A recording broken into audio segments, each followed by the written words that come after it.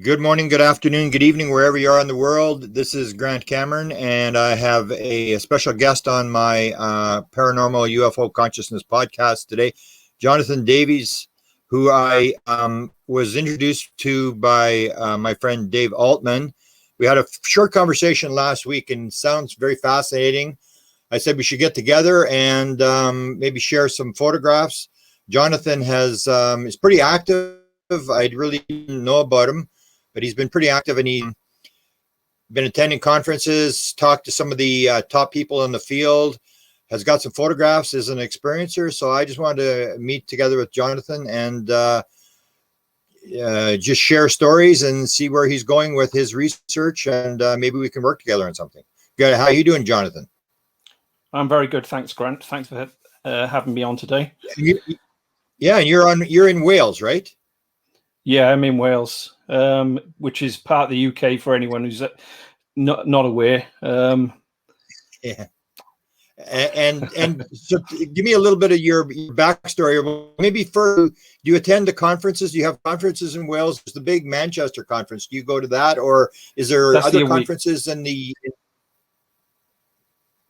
Yeah, are there other conferences other than the Manchester conference?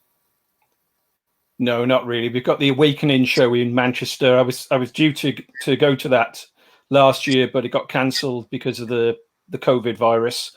That would have been my first ever conference, to be honest with you, Grant. Is that right? I've never actually been to a meeting or anything like that. I've kept to myself and done my own research up until the last couple of years, really, and then I got involved with social media. And basically, since the New York Times came out, I decided it was time for me to come out the shadows a bit and start speaking to people in public. Well, I'm glad you did, because from what I've determined so far, you've got a pretty interesting story that we'll go over today. And if you do go to Manchester, I was supposed to speak there last year, and I think it's been canceled again this year, but I think it's on for next year. Steve Mira's, we're actually interviewing him in a couple of days, but that's a big conference, a very interesting conference. You meet a lot of people there. And so I'm glad you've come out of the shadow. So give me your backstory on why you're involved in UFOs and what's your main interest and where are you going with it? What do you want to try to achieve in the field? And basically, I'm an experiencer. So, I mean, I've been seeing things since I was a child, basically since I can remember. So about the age of 5, I used to be able to see things. I'd have orbs following me around anywhere I went. If I go off into I lived in the countryside. If I go off in the countryside, I'd have an orb follow me everywhere I went. If I was in the open, I would see a white orb. If I went into the forest, I would see a red orb. I mean, I didn't have many friends because of that, to be honest with you, because I was a bit different, because I would see these things and my friends wouldn't see them, and they would think I was a bit strange because of it. So I basically didn't really talk about it much, and I didn't even really speak to my parents about it. There was a lot going on when I was a kid. I'd have, I'd be asleep, I'd wake up and I wouldn't be able to move in my bed, only my eyes. I'd then find I'd wake up and I was floating next to the ceiling. I'd see big eyes, bull-like eyes, black eyes looking at me and circling me.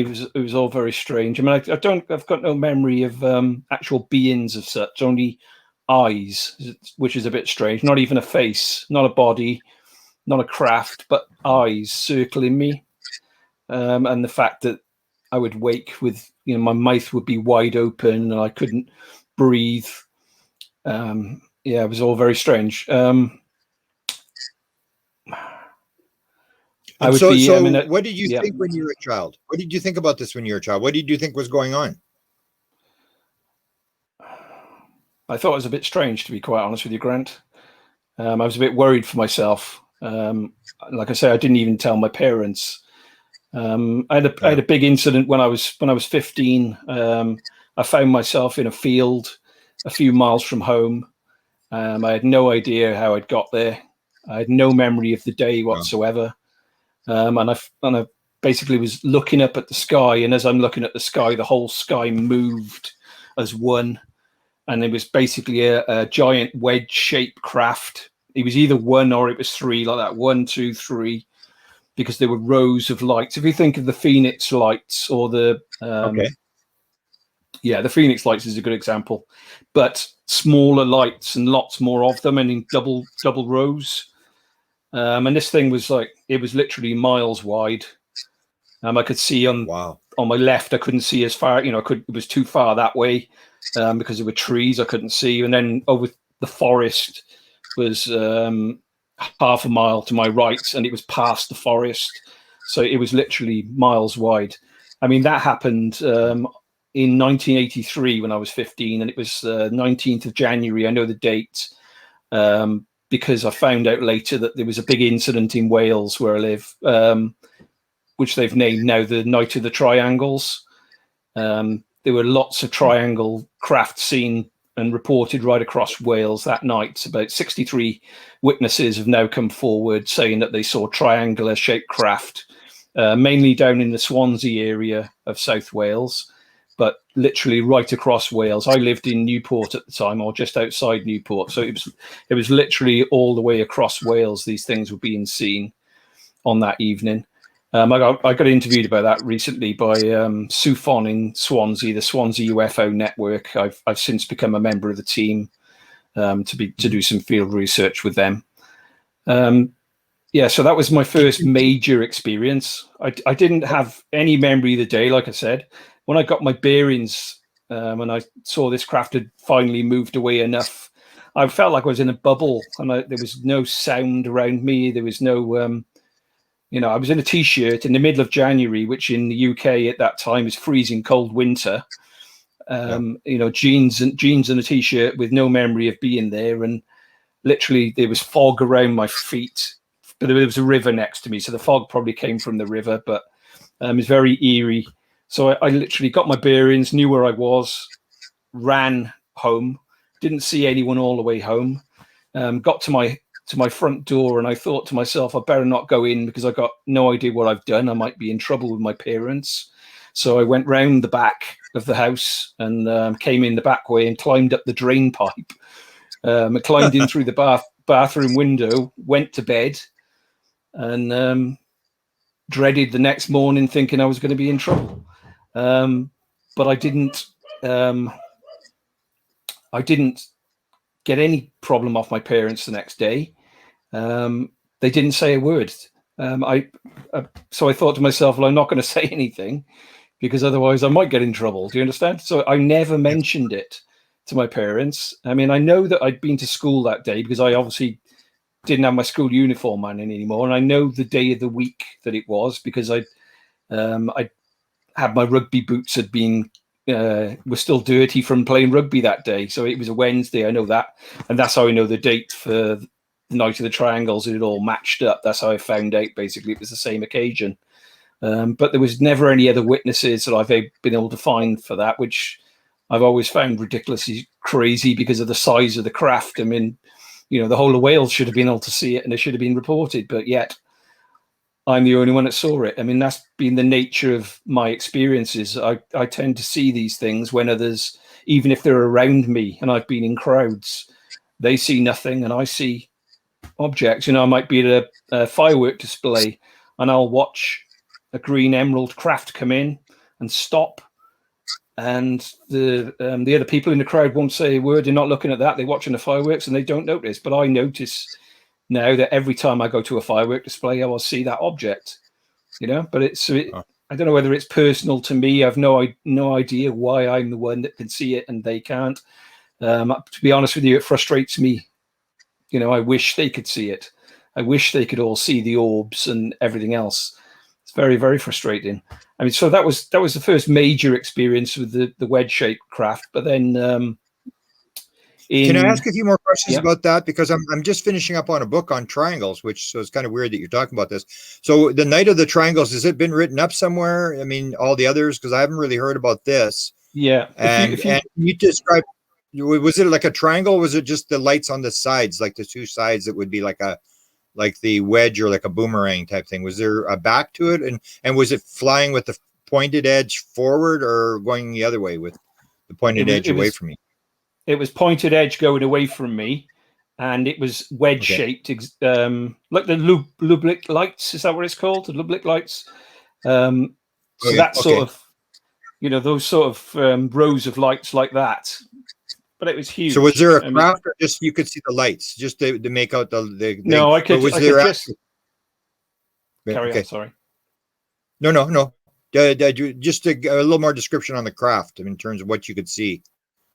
Yeah, I couldn't see the outer edges because it was that big. I couldn't see the edges of it. But I could see. I mean, to start with, it was quite high up, but I actually thought there were stars. Like I say, I looked up, and I thought I was looking at the sky. But then the whole sky moved. Yeah, and that's the point where I could tell that there were rows of lights in a wedge shape. I mean, everyone says that, well, that's a triangle, but it was more wedge than triangle. I didn't see the back of it. There was no back of it as such, like a boomerang type shape. Yeah. But there were three of those like that. 1, 2, 3. I think there were 3 craft, and they were literally 1, 2, 3 inverted. Like, do you understand? Very, very close together. 3 sets of lights, right? Yeah, but I couldn't see any stars in between the 3 of them. I couldn't see any stars. Okay. And the color of the lights was what? All white. And how many lights? There was there quite a few? Oh, there were hundreds. Yeah. Hundreds. Yeah, literally hundreds of lights. And was there any time effect? Did you realize any sort of weird? People will describe this weird time effect where things are feeling kind of weird, or you're in a matrix type thing. Was it just like a bizarre thing where you found yourself there and this thing is moving? Did it start to move as soon as you became aware, or was there a little bit of a lag in terms of looking up and then this thing starts to move? I was literally, the first thing I can remember is looking at it, stood in this field and literally looking at it. I felt like it was in a bubble though. It was like time had stopped around me type thing. There was no sound. There was no, there was nothing around me type thing. And then as soon as I saw it move for the first time, the bubble seemed to disappear around me, and I became aware and cold. Yeah. And there was no noise still, but there was no noise from this craft at all. But I mean, that's when I looked around as soon as I saw it started moving, and I was in awe of the thing to start with. And then I started looking around and realizing, where the hell am I? And luckily for me, it was in a field that's like a leisure center. Do you have leisure centers? Like a community center in a large field, and I could see even though it was the late evening, I could see the lights were on there, and that's where I got my bearings. And I literally pegged it home. I mean, I ran through the estate, the housing estate where I lived, and I didn't see another person, but all the lights were on in the houses, so I know it couldn't have been that late in the evening. But it was strange. I mean, I never told my mother, my parents about this until about now. It would be about 11 months ago, and now I was 15 then, and I'm 54 now in October. And my mum, and I've never talked about UFOs to my mum. I've literally have kept this away from everyone. Yeah. And I told my mum, and I said, "Mum, was there anything?" And she didn't have a clue what I was talking about, because nothing had been wrong that day. I said, "Look," I came down. I told her what had happened. I said, I come downstairs expecting to be told off. That I'd been somewhere and I hadn't come home from school, or something had happened, and because I literally had no memory. But I didn't have a memory of the day before either, which was a bit weird. Yeah, I literally had no memory of that day either. So, and I still haven't. Yeah. So people, I had missing time of about if I'd come home from school and I've got changed, there's got to be about an hour and a half or 2 hours of missing time. Well, I can't account for, but people will say you've been abducted, but I've got no memory of that. I've got no memory of being abducted. I've got no memory of being on board any craft. People have said that to me. But I mean, that's that one. So that's do you just want to hear about major experiences? Well, let's go from there to what happens next. So how do you start to put this thing together? So you have that experience at 15, and then what happens next? That sort of it's because it looks like it'll be like a storybook where they build it for you and you get more and more into it and you start to figure it out. So what happens after the 15-year-old thing? So we moved home actually about 3 weeks after that. We were moving home, and we moved to the local town, and we moved into an old mansion house, and it was the oldest house in Newport, in one of the oldest houses in South Wales, basically built in 1580. And wow, I'd never seen a ghost before or experienced a ghost before, but I suddenly started, when we moved into this house, within days, I'd been touched by a lady in my bed, on my, put a hand on my leg as I'm sleeping and woke me up, and I can see her on the end of the bed. I would see her. I was sat downstairs the one day. I mean, I don't know whether you want to go into ghost side of things. I don't know whether it's related because that's an important part of it, because that's what is described, that it's like the awakening, where if you're familiar with Whitley Strieber, his wife went through the 200,000 letters that came to him after he wrote the book Communion, and she came out of the room and said, Whitley, whatever we're dealing with has to do with death. And there is a connection between dead people and UFOs. And so a lot of people, and you maybe can go into this, a lot of people, when they have their first experience, suddenly become psychic. They start seeing ghosts. They have apports, manifestations, all sorts of weird stuff starts to happen. So that fits in. Go ahead with the ghost thing. So I'm in this house now. It's the house has got about 7 bedrooms. They're all massive bedrooms. I'm sat downstairs. There's nobody in the house. We've only just moved into the house. I'm in the first week, say, when we've moved there. And my parents have gone to work. My grandparents lived with us. They've gone shopping. Yeah, so I'm all alone with the dog. Yeah, and I'm sat downstairs watching TV. And as I'm sat downstairs, I can hear walking on the landing. It's a very old house, like I've said. So creaky old floors. I can hear somebody walking on the landing, and then all of a sudden, all the bedroom doors slammed. Bang, bang, bang, bang, bang. 7 doors. Yeah. Wow. And so you can imagine I'm on my own. That was not a nice experience. I'm still 15 years old, So I went up the stairs, having gone outside and got myself a pickaxe handle, just to be on the safe side. But I went up the stairs, and I get up there, and my mum used to keep all the bedroom doors shut. She had this thing about cleaning and keeping rooms clean and tidy.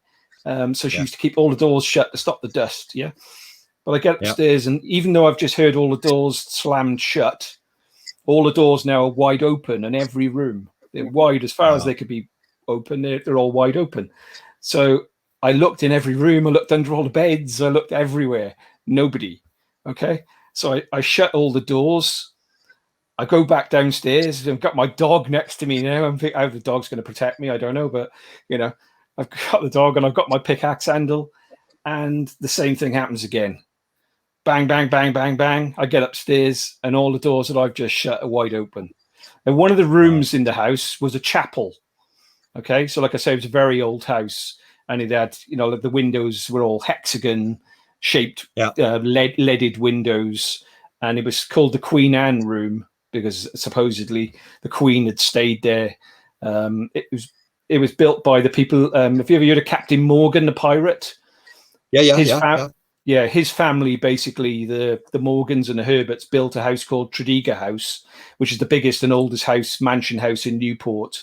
And they built this house as a wedding present. And they had apparently somebody from royalty stayed there, which is why this room is called the Queen Anne room. Yeah. Okay. I don't know. Okay. I don't know. I mean, there was a tunnel going from our house to the local castle, to give you an idea. It was quite a decent house. Wow. Yeah. So anyway, I'm sat downstairs. It's all happened again. I thought, I go up the stairs and I see them all open, and I thought, that's it. I've run out the house. Yeah. I've run out the house. I thought, I'll sit in the gardens. We had massive gardens, and I sit on the bench and I'll wait for my grandparents to get home. And as I'm sat there was in the garden, in the front garden, there's a porch, like a massive porch on the front of the house. Yeah. Sticking out. And you could see the leaded windows where the room had been, this chapel. Mm-hmm. And I look up, and as I look up, I got chills now just thinking about this.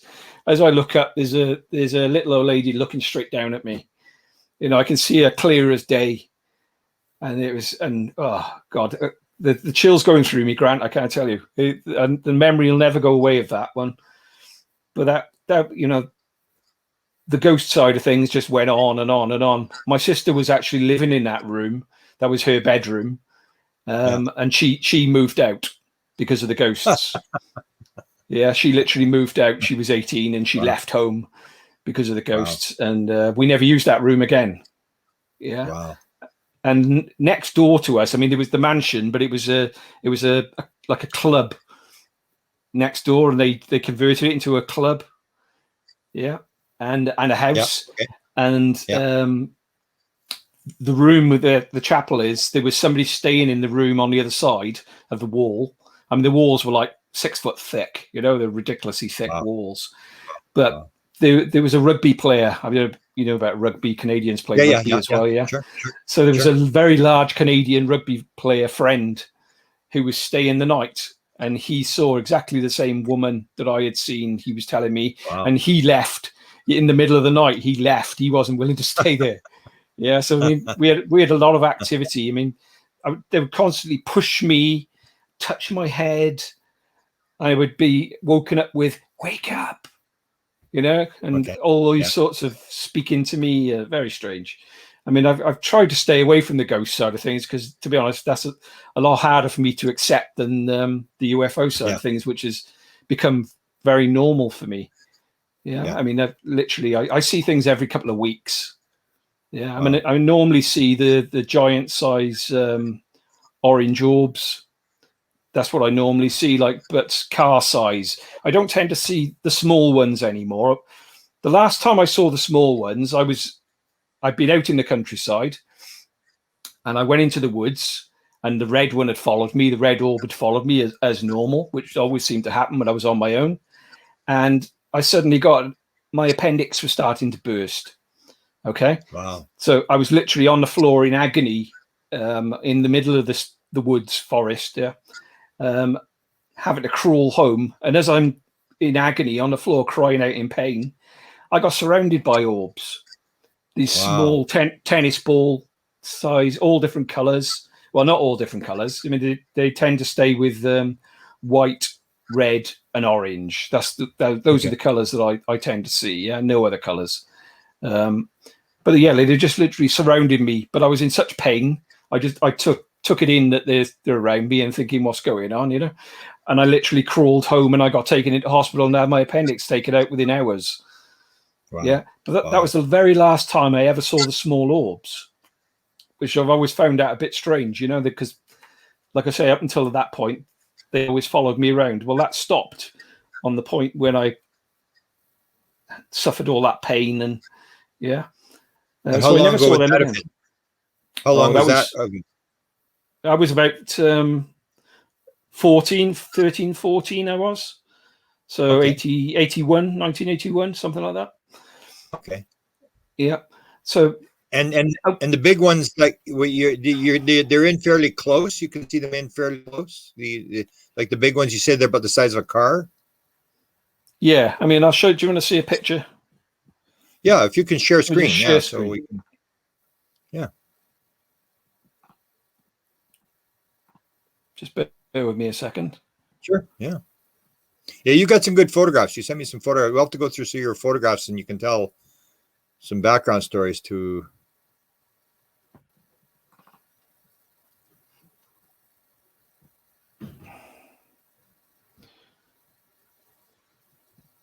No, this is taking a while. Sorry, Grant. I don't know why it's taking it. There we go. Okay.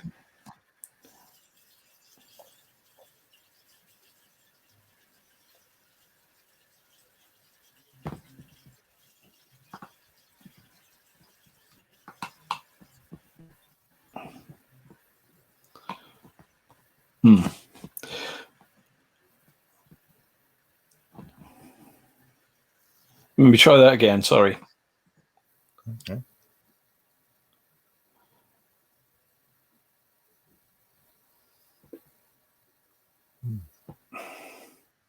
Yeah, so I tend to see them in threes. I don't know why I see them in threes, but you know, other people look when they say they've seen them. Let me take that over there. So you can see. Okay. That's a typical orb. I mean, forget that's camera shake, that on the right. But if you can imagine an egg shape orb, yeah, that is typically what I will see, but normally in threes, well, nearly always in threes. I tell you, I have been seeing something different lately, Grant. I see red ones for some reason. They seem to have turned, all my life I've seen the orange ones. And all of a sudden now in the last 6 months, they've turned red. I'm not sure why. I saw a giant one only a couple of months ago, which I filmed with a night vision camera.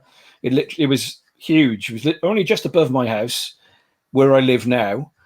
And I filmed, and the camera was, I checked, and it was showing that it was filming it. The little red light was flashing as recording. I've never had any problems with the camera before, but I filmed it. You could see the red off the orb was reflecting on the clouds above, and then it landed on the hillside, and I filmed it all. And there was all the cow. I'm on a farm, okay, where I am now, and all the cows were all disturbed and were making a lot of noise. But I was showing all the scale of the size of this thing next to the trees, and doing it properly, as you try and hope that other people will do it. And I did it all properly, triple checked the camera was working. I get inside, my SD card is blank, and so is my internal memory on my camera. Now that has been my biggest problem. I get these sort of amazing sightings, and I try and take pictures, and they'll either come out fuzzy, like these things are in between dimensions or something, or there'll be nothing on the camera at all. It'll just be blank. And yet on the next day, I'll check the camera, and it works absolutely perfect every single time. It's like they decide when I can take a picture or when I can take a video. It's very annoying. Yeah. You have the one with the three objects, and the Chris Bledsoe seems similar to what Chris Bledsoe saw on the horizon. It is Chris Bledsoe's. Right? I'm good friends with Chris, like you are, Grant. I mean, I've been talking to Chris for years. It's a reproduction of his. That's right. That is Chris's a reproduction picture. Of his. Okay. That is his picture. I saw that exact image. I couldn't believe it when Chris got that made, because on Christmas Day, it wasn't this last Christmas, but the Christmas before, me, my wife, and my daughter had been out for Christmas lunch at a family get together, and basically within a couple of miles of just before we got home, my daughter looks out the car window and says, "What are those?" And it was that. That is exactly what we saw, just above the tree line, large balloon size, hot air balloon size orange orbs. That is exactly what I see. When I say I see 3 orange orbs, those tend to be the size. And I see them quite often, and I'll see those about 3 or 4 times a year like that. But they don't allow you to photograph the 3 at the time, right? That's where you have camera. Well, I mean, I could have photographed these ones, but my wife and daughter really don't like this topic at all, and so we were driving home. I was going to ask you, like, I was going to ask you about your kids. Do they're not interested? Do they have sightings? That's usually I think it's a standard that the family is really not into it. I think that's pretty standard. Well, my daughter can see them like I can see them. That's been pretty clear to me. I mean, we were living in the Gower area of South Wales. I'll show you that, Grant, which is near Swansea. Okay. Bear with me a second. Okay.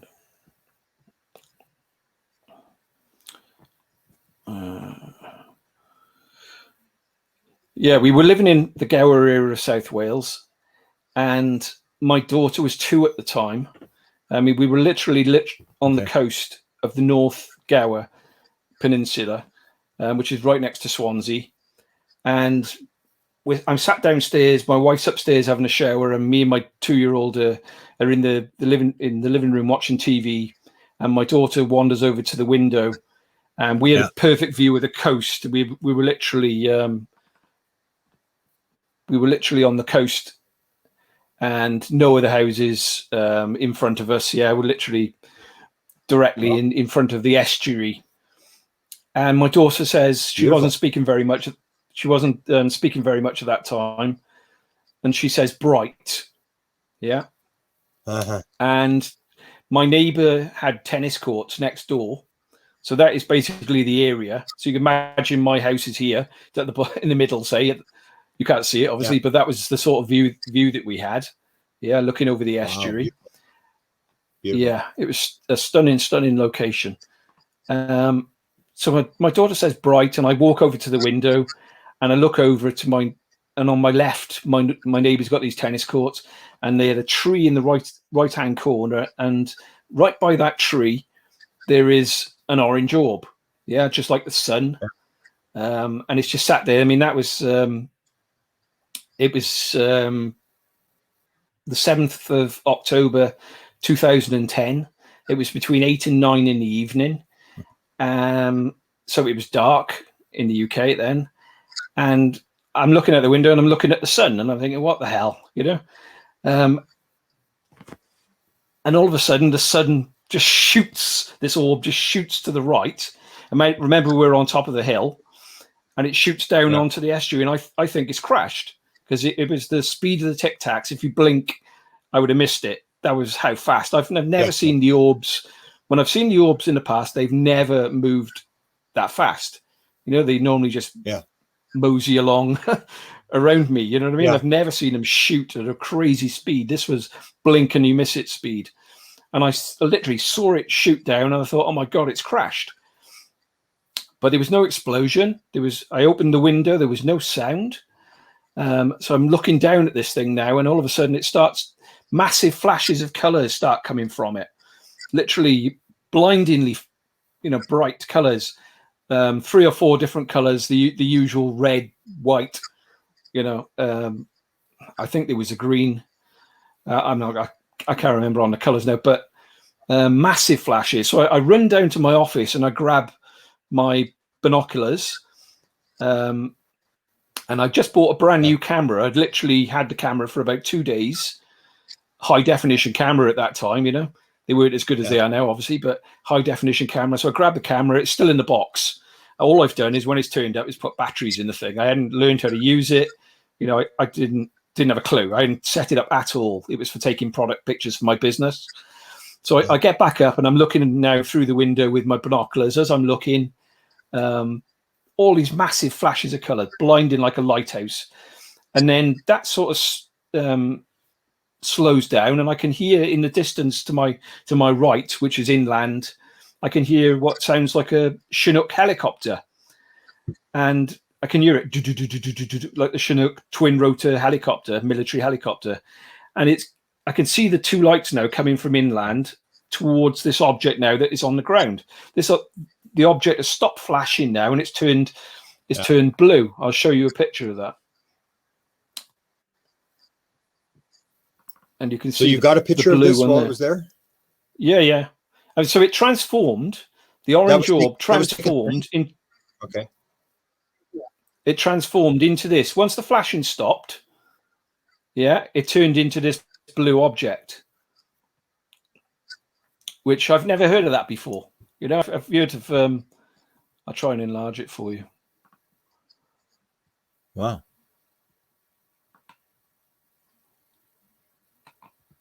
So the orange orb turned into that. Okay.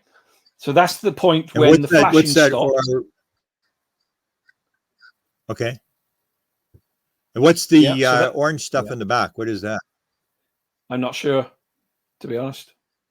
Okay. I'm not sure. I mean, I literally, that's all I could see. I couldn't see the rest of it. All I could see from looking with my eyes was the blue.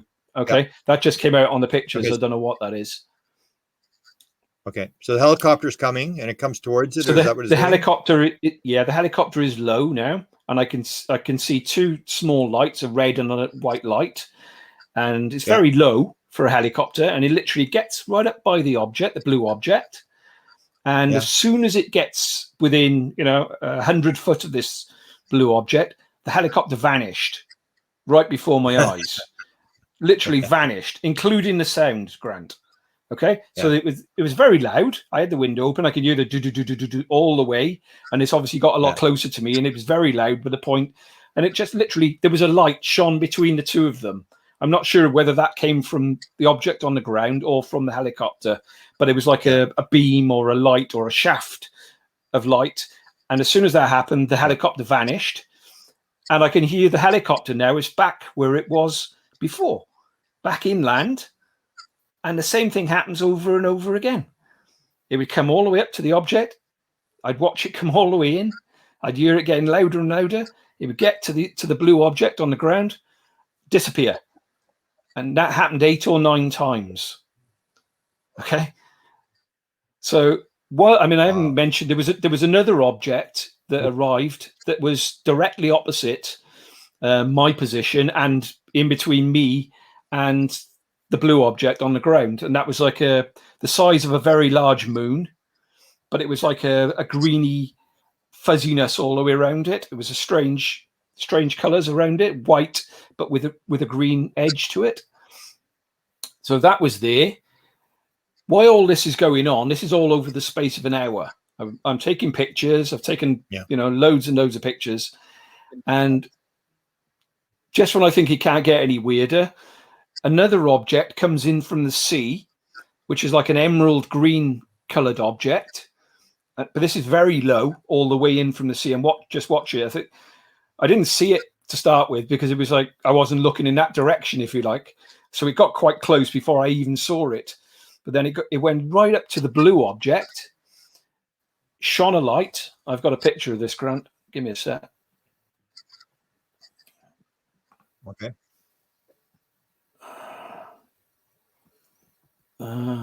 Yeah.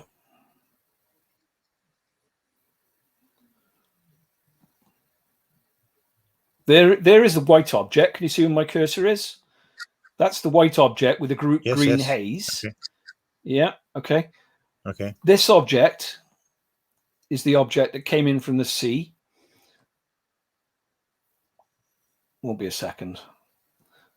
I don't know whether it's a delay because the computer's quite a fast computer, but there we are.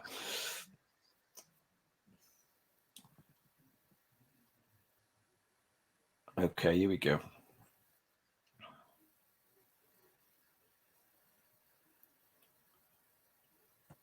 Yeah. So let me just enlarge that for you. Yeah. So you can see there's actually 2 objects there. There is one in the middle there, and there's another one here. Okay. Yeah. So there were 2 objects. So if you imagine the best way to describe this, I know it's over the top, but the best way to describe this is if you think of like Star Trek and a tractor beam, that is how it appeared. It literally shone a light onto the blue object and gathered it up in the light, and they both went out to sea quite slowly. I watched them. It literally took it out to sea with it. And at this point, the helicopter vanished and never came back. Yeah. And the white object that was directly opposite me, that just vanished as well. It just disappeared. There were clouds, so they weren't stars. Yeah. The white object was below the cloud level, so there were no stars to see. Yeah, it was very strange. Very strange. And I took pictures of the fake helicopter. You got that? I don't know whether you can see this clearly. Yeah. Wow.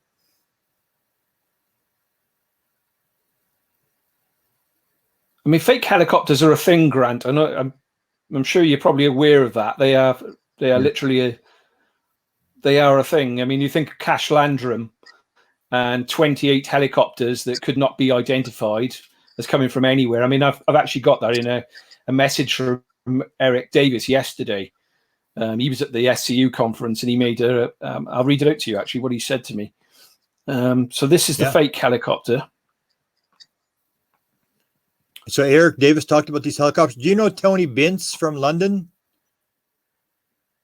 I know the name. I don't think I've spoken to him though. I'll link you up. He's experiences similar to you. He has objects all around him, the helicopters and stuff. I'll put you in contact with him. I think you and him and you get along great. He's in just outside of London. Okay. So this is a helicopter here, then, eh? Yeah, well, it's supposed to be a helicopter, but obviously it wasn't really a helicopter. It was because it vanishes. Yeah. You know, I mean, helicopters don't vanish. Obviously, I mean, I spoke to Wow. not Grant. Sorry, I spoke to Brandon Fugal. I hope he won't mind me saying this, but I spoke to Brandon Fugal, and I asked Brandon whether or not they'd experienced fake helicopters at Skinwalker Ranch, and he said it's not something they've made public. So, like I say, I hope he doesn't mind me saying this, but he said we have seen helicopters, black helicopters without transponders, and they have vanished before our eyes. But unlike the one that I saw, the sound remained. He said, so we would not be able to see them, but they would vanish, and the sound would remain. And that's happened on a number of occasions. I think he said they were Black Hawks. Wow. And Eric, what did Eric Davies say about the helicopters? Give me a second, and I'll see if I can find that for you. Okay. Yeah, I mean, I asked basically. Give me a sec. Okay.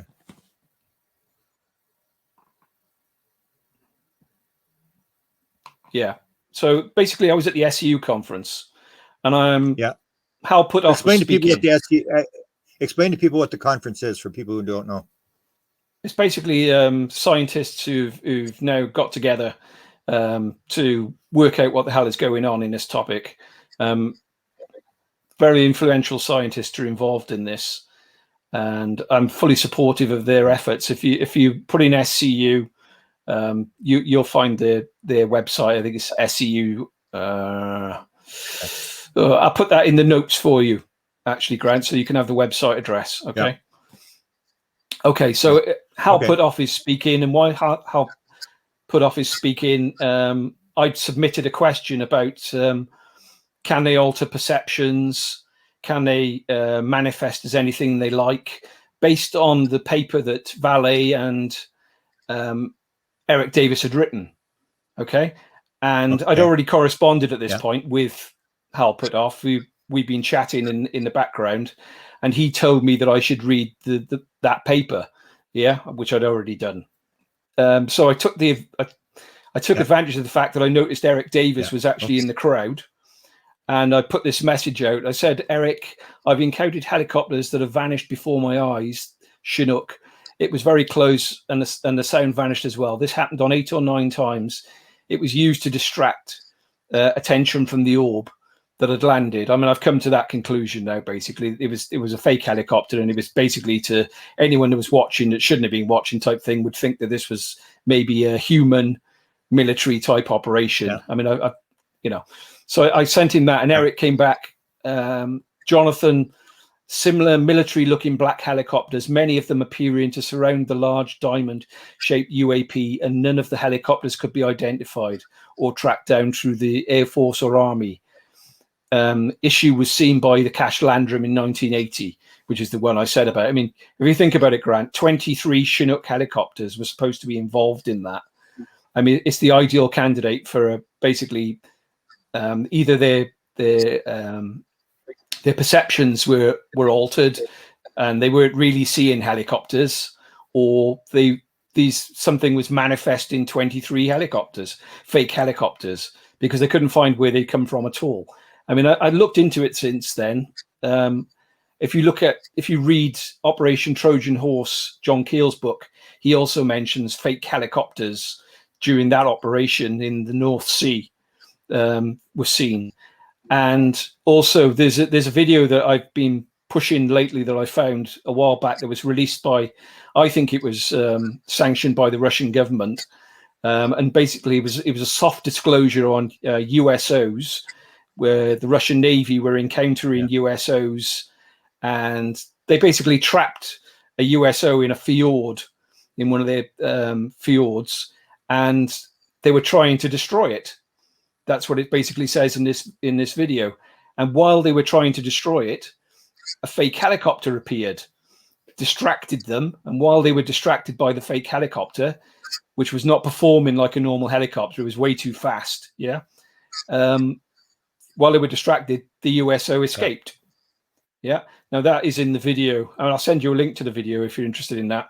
I actually sent that video to Hal Putoff, and I Hal think I sent put the me a video message. up. Yeah. Okay. Hal said. Yeah, I put that on. Something. Okay. He basically said something along the lines of beyond fascinating, exclamation mark, you know, thank you, that type of thing. When I sent it to him. There you go. Yeah. That's what it says. Wow.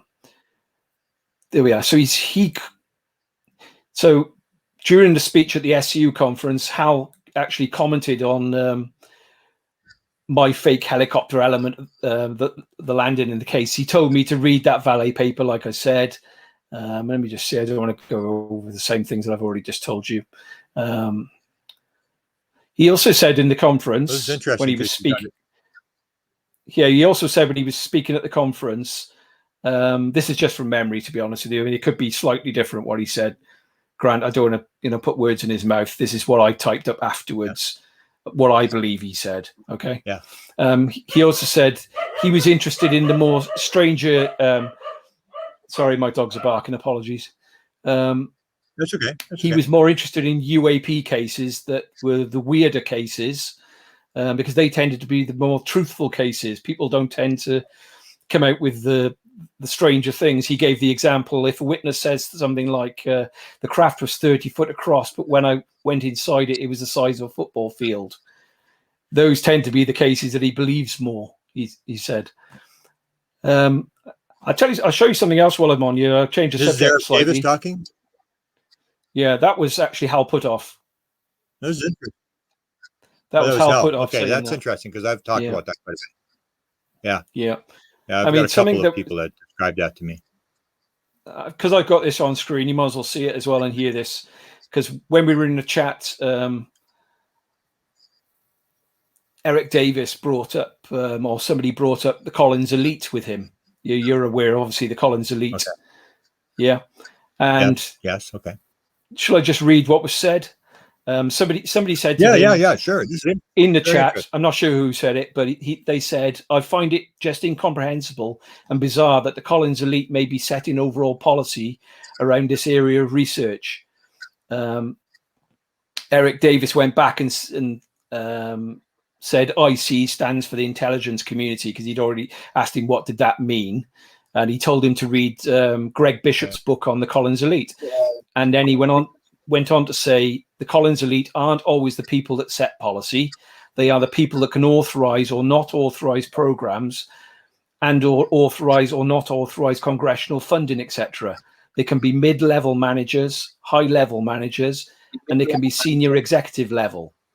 Generals, admirals, colonels, Navy captains, or GS-15 guys or GS-12 guys, etc. And then I asked the question, because I spotted they were discussing this.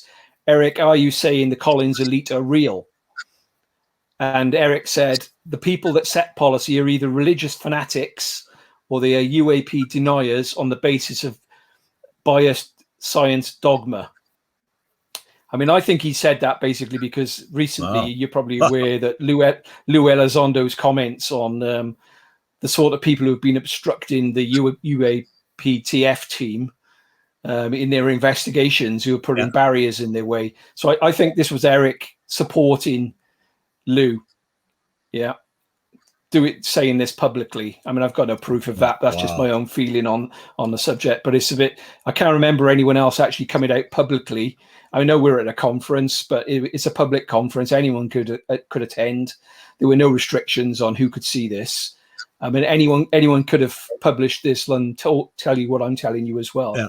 So, so that was quite an interesting conversation that was had. I mean, it's a pity that more people didn't attend the conference from like UFO Twitter. Yeah. I mean, it was a really fascinating conversation because Hal stayed on. He was only supposed to present his his paper and what he was doing, and then take our questions based on his presentation. But they convinced him basically, could he stay on and do the guest? We were doing a talk as well where the leading members of the SCU were taking part, and they asked Hal, would he like to take part in that as well? And so he took loads of questions, and he actually led most of the replies. It was so fascinating. I mean, I've got a video, but unfortunately, you're not allowed to share this video. That part of it is private, of all the conversations. Next year, Grant, you're going to have to attend, because I was amazed that so few people in the UFO the community. video is private, or the conversation private? The video. No, the video is private. Is the video private, or the conversation? Yeah, the video is private. Okay. I'm not able to download it or share it or anything like that. Yeah, I understand. This was a chat that I took part in, so I don't feel don't feel wrong in sharing it, because I was actually part of the conversation. So I'm sharing the answers that I received and the question that I asked. Okay, so I mean, that was an amazing conference. What other things did they discover? Well, what? I just had other interesting things, because it seems like they were sort of on the leading edge of, this big development is going on in Washington. Was this all part of the discussion as to what they might be going on and what's actually going on? Did you come to any conclusions based upon what they were saying? Do these guys understand what's going on, or do they anticipate we're going to get some sort of disclosure? Maybe you can tell the stuff that you heard there. Yeah, Hal basically said, "Not a hope in hell." That was basically the crux of what he came to. You'll get very little, and the important stuff, you haven't got a hope in hell of seeing it. That was basically what he said. Wow, that's important coming from him. I mean, he's a key guy. Yeah, exactly. I mean, he was asked a question at one point by somebody because they were open questions. Anyone could ask a question, and they were literally reading them out in order. And somebody asked Hal, were there any recovered craft? And I thought they said bodies as well, but somebody's corrected me on that since I got to rewatch the video. I thought they said, have we got craft and have we got bodies? But somebody has since told me, no, they didn't ask bodies. They did ask about craft, though. And Hal basically said he could not answer that. That was his response. He didn't say yes. He didn't say no. I cannot answer that. So, I mean, we know he can't answer because of his, he's going to lose his security clearances if he says yes or no. That's the problem. Yeah, but still pretty open-ended, and you can take it either way, can't you, Grant? Yeah. It's interesting, especially coming from Hal. And that is true, that anything they say, I mean, they could be in a situation where nobody will ever talk to them again. If they say something they shouldn't say, I mean, if they've got confidences, they have to keep the confidences. I can understand that. Yeah, I agree. Wow. Yeah, so that's fascinating conference. I'm hoping that we've been discussing maybe they could do a podcast or something in the future, that because the live chats that everyone was having together were so, they were really good chats. Like we're having a conversation now, there would be about 50 people in the room type thing, and they were all able to submit questions. Yeah. It was superb. It's such a pity they're only doing this once a year. I mean, UFO Twitter, all the people there, I tried to tell them, I know it was $60 was maybe that was a little bit steep for some people, I'm not sure, but there were very few people from the UFO community there. They were mainly scientists who attended. But the problem is, most of the scientists, although obviously these people are geniuses in their own right, they're newbies to this topic. Yeah. So I found that I was telling them things they didn't have a clue. We would have network sessions after a main talk where we could basically meet up and meet complete strangers, and I would look at their faces while I was telling them the sort of things that I've seen, Grant, and they would be shocked. They as if they'd never had a clue that this sort of thing was going on. But yet they obviously got an interest in the topic because they attended the conference. I mean, there were intelligence community people there. There were a huge range of different people that attended this. It's well worth. I recommend you attend it next year. Let's put it that way. The networking was superb. I've never spoken to Hal Puthoff or Eric Davis up until the point that I went to this conference, and yet I had interactions with both of them. Hal has actually asked for a copy of this interview, so you're aware. Okay. So he's actually Well, given me his email address and told me to email him a copy of the interview after we finished, because he was interested particularly in the landing case and the fake helicopter side of things. Yeah, there's a few people, like I'll put you in contact with Tony in London. He's got a lot where the photographs of and I mentioned, I think last week when I talked to you, that he had these photographs of helicopters because they were so low over his head a number of times, different types of helicopters. And then in a couple of them, he picked up a UFO, and that's when I put it on Facebook. And I got all these photographs of low-flying helicopters because, people report these things after an experience or something. And quite a few of them had UFOs in. And it's like, what's the chances you're going to have a UFO or an orb in a low-flying helicopter photograph? And so is that the only helicopter you ran into in terms of, or have you seen these helicopters quite often? Quite often. I mean, I had one. This is another picture of the helicopter. This one looks totally different to the other picture. I mean, that's the thing. These never seem to look the same. So picture between picture, they seem to shape shift. I don't know why. I mean, these ones look like barrels or something, but that is exactly the same object. Again, that is a fake Chinook helicopter. Looks nothing like a helicopter. Yeah. I mean, no, I've seen helicopters numerous occasions. Well, I think they're basically. If you were to guess, what do you think's going on? They're manifesting. They're manifesting as anything that will distract you and make you believe that you're seeing something that's real that's not really real. I mean, I know that they do that because a few months back when we were looking at the debrief and Tim McMillan was hinting that they were going to release the triangle coming out of the water, and everyone was talking about triangles. And I've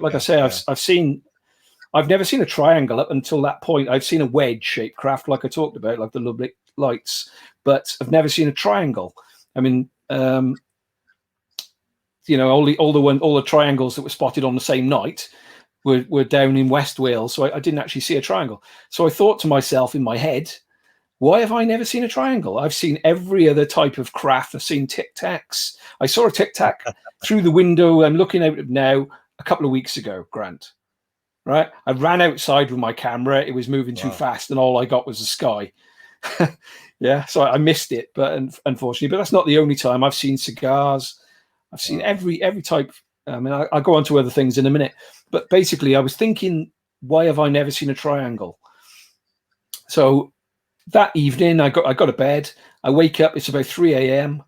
and my dogs are restless, so I took them outside to go to do their business, And as I go outside, 3 triangles flew over my house. 3, yeah. If you can remember, I said I always see 3 orbs, 3 triangles. Yeah. So these, as far as I'm concerned, these are the orbs are actually triangle. The orbs are manifesting as triangles, and they've manifested into what I was thinking about. Yeah, they've literally read my mind, and I obviously didn't say it out loud. Are these the big triangles like the before, or is these smaller, or do the lighting formations the same? No, these are like 747 size, and they're lit. There's no big light in the middle, like you see with the so-called TR3Bs. These are literally white lights again around the edge.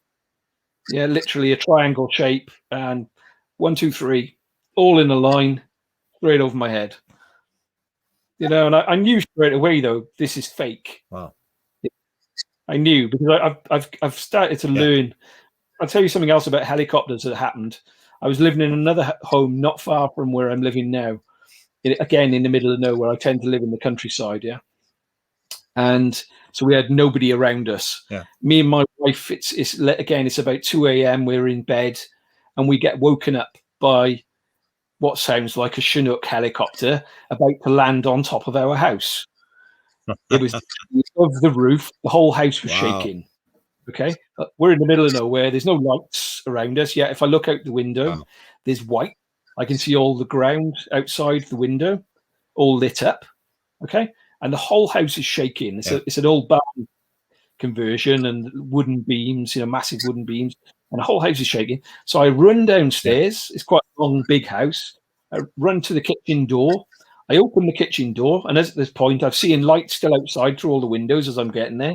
I can still hear this massive roar of the Chinook. You know, I open the kitchen door. Boom! Yeah. It all stops. There's no light. There's no sound. There's no nothing. It's very, very strange, and I got no explanation. But my wife, again, she heard that. I mean, I drag her in here to tell you, but she's got no interest in this topic at all, Grant. You know. Well, that's pretty common. I think that's pretty common. Yeah. Yeah. So I mean, that's that one. I'll tell you something I haven't told you about the landing experience. The next day, I went down and I tried to see if any of my neighbours had seen anything, because obviously these were massive flashes of light that were going on out on the marsh, and I expected to find other witnesses. I found no other witnesses. Yeah, I showed there were two neighbours. One of them is like it's a tourist area. Okay, so there were a lot of the houses are empty most of the year. So there was one person I'd never seen before, and another man when I knocked his door. Neither of them had seen what I had seen. I showed them the pictures, and they were gutted that they hadn't seen what I had seen. And I was like, oh my God, I was so frustrated. You know, I went to the local garage. A couple of weeks later, I'll go back in a minute to the story again. But I went to the local garage, and there was nobody in there. So I said to the lady in the garage, you know, I told her what I'd seen out on the marshes, and I said, look, has anyone else reported anything in the local area? You know, because I'd looked on the news that night, nobody had seen anything. You know, nobody had shown anything on the news, and I haven't heard anything. I seemed I was the only witness. And she said there was a couple of tourists in here a few weeks back, and they'd seen big flashes of light out on the marshes. And I didn't think anything of it, she said, because, you know, nobody else had said anything, and I didn't know what they were talking about. I didn't know they were tourists. Yeah. I'll go back to the story again. When I was straight after I'd watched all this happen, Grant, I phoned the police. Okay. Because I thought it was a crash. And I thought that I better report it, because it seemed like such an important event, something major had happened, whatever it was. You know, I had come to the conclusion that this was UFOs at this point. I've got to be honest with you, because of the vanishing helicopter. But I still thought, I'm going to phone the police. I'll check it wasn't a police helicopter, and I'm just being stupid. Yeah. So I phoned the police. They said, no, nobody's reported anything, but please keep us informed. They then kept phoning me for weeks on end. Every week I'd get a phone call from the police. Have I heard anything? Have I heard anything? Everyone in the station is interested. You know, but I didn't hear anything. I phoned the very next day. I phoned up the local Coast Guard, because like I say, we're on the coast. They said, no, it wasn't us. There was the Swansea Coast Guard. They told me to phone the Cornish Coast Guard in England, because they come over from England, travel over and do exercises in the area sometimes, they told me. They said, no, it was nothing to do with us. On the opposite coastline, there is RAF Pembury. I phoned them up. They shut at 5 o'clock, he told me. And no, we weren't doing anything. I mean, I don't know anything about this. And he was quite annoyed that I even bothered him. I phoned the local airport and asked them. I knew that the airport was shut at that time, because it's just a commercial small pilot's airport. No, nothing to do with us. I phoned the fire station, because I thought, well, you know, who knows? Maybe somebody's reported something there. No, nothing. I didn't have a clue. I didn't know what to do. I was so frustrated that I was the only witness. I mean, I saw, you know, there was nothing on the news. There was nothing on the radio. There was literally nobody reported it. My wife's not interested. My daughter's too young, you know. I was so, you know, and yet I'm thinking there's no way that nobody could have seen this, but they didn't. I mean, I contacted Nick Pope in the end, because I saw some article somewhere, and I'd never heard of Nick Pope until that point that I saw the article. It was, but I found his email address, and I sent Nick Pope an email, and I said, Nick, here's my pictures. I'm no good at pictures, or I've got better at computers over the years since that point. Yeah, but at that point, I was useless on a computer, and I'm useless on a camera, you know, Grant. So I didn't blow them up or anything. So they weren't great pictures. But I sent them over to him, and he said, baffling, intriguing. But unfortunately, I'm no longer with the Ministry of Defence. I've no longer got the ability to check your pictures. Why don't you send them to Bufora? Bufora is like the MUFON in the UK. Okay, so I did. I took his advice. I sent my pictures to them, and I told them what had happened. I never heard a word. Okay, I'm not very impressed with Bufora because well, you think about it, Grant. How many landing cases have taken place around the world? Yeah, can you name that many landing cases? You've got Rendlesham Forest, where we get a landing, and 3 or 4 others around the world, supposedly Zamora, etc. Those sort of places. But in the UK, the only other one. Yeah, we had a big one in Canada in '67. Yeah. Okay, so the only other one in the UK was Rendlesham, and I've got pictures, and they've got somebody talking on a microphone. I know it was a nuclear base. Don't get me wrong. I'm not going to play that down. And they're military, and I'm not military. Again, that's another one of my frustrations. I'm not military. I'm not police. I'm not a pilot. I'm not considered a reputable person, it seems, for my case to be taken seriously.